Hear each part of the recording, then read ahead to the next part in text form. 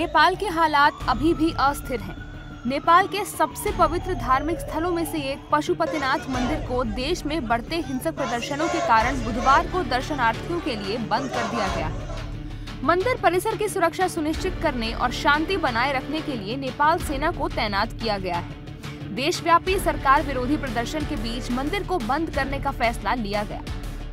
बता दें कि नेपाल में ये प्रदर्शन मुख्य रूप से उन युवाओं ने शुरू किए थे जो सरकार के हालिया फैसले, खासकर 26 सोशल मीडिया प्लेटफॉर्म पर प्रतिबंध को अभिव्यक्ति की स्वतंत्रता पर हमला मानते हैं। प्रदर्शनों के बढ़ते दबाव के बीच मंगलवार को नेपाल के प्रधानमंत्री केपी शर्मा ओली और राष्ट्रपति रामचंद्र पौडेल ने इस्तीफा दे दिया। प्रदर्शनकारियों ने राष्ट्रपति और अन्य शीर्ष नेताओं के आवासों को निशाना बनाया, साथ ही संसद भवन में तोड़फोड़ की। प्रदर्शनकारियों और सुरक्षा बलों के बीच झड़पों में कम से कम 22 लोगों की मौत हो गई और 500 से अधिक लोग घायल हुए हैं। नेपाल में पशुपतिनाथ मंदिर बंद करने को लेकर भारतीय नेताओं ने अपनी प्रतिक्रिया दी है। दुखद है ये। मंदिर हमारे धार्मिक आस्था का केंद्र बिंदु है। अगर मंदिर को किसी ने क्षतिग्रस्त किया है तो ये काफी दुखद घटना है। यह लोकतांत्रिक मूल्यों का हनन है और कहीं से भी सांस्कृतिक राजनीतिक विरासत के लिए ठीक नहीं है। बाबा पशुपतिनाथ जी का मंदिर पूरे विश्व के हिंदुओं के लिए आस्था का केंद्र है।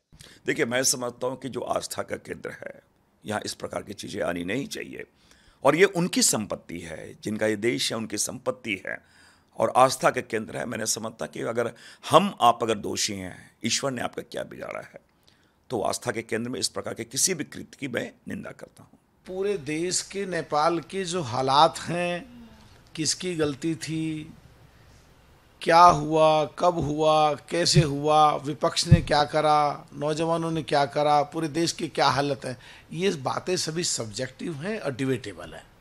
लेकिन जो वहाँ पे तोड़फोड़ हुई उसको देखते हुए एयरपोर्ट पे कुछ नुकसान ना हो जाए, वहाँ के जितने भी हवाई जहाज हैं उनमें कोई नुकसान ना हो जाए, वहाँ के देश की मिलिट्री ने उनको अपने संरक्षण में लिया है।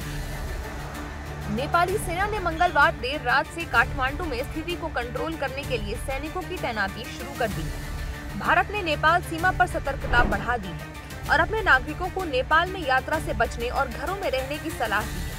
इसी बीच प्रधानमंत्री नरेंद्र मोदी ने सुरक्षा मामलों की कैबिनेट समिति की बैठक में नेपाल में बिगड़ती स्थिति पर चर्चा की। उन्होंने हिंसा में युवाओं की मौत पर गहरी पीड़ा व्यक्त की और नेपाल में शांति तथा स्थिरता के महत्व पर जोर दिया।